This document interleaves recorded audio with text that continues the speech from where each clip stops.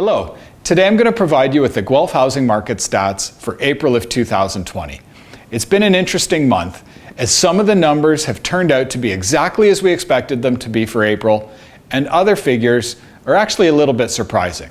So without further ado, let's take a look at some of those key metrics. Median sales price was $543,500, which is up by 6.8% relative to April of 2019. Median days on market was 13 days, which is down by 1 day.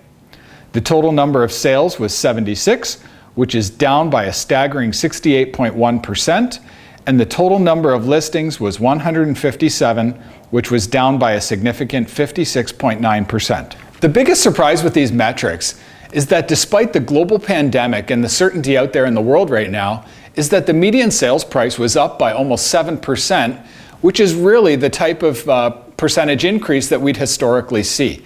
That's not something that we'd expect during this pandemic. And also, the median days on market being at 2 weeks, that's still extremely strong for the homes that have sold. But there's something to consider here. When I dug further into the stats and looked at all the active homes on the market, in the city of Guelph right now, for the homes that are on the market, they've been on the market for over 30 days.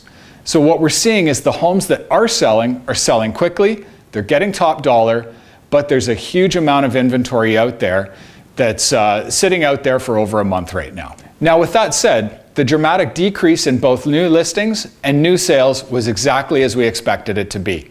Especially in the first 2 weeks of April, we saw a drastic decrease in both listings and sales by about 80% for each. And then the last 2 weeks of April, they were still down relative to last year, but we saw a little bit of a surge.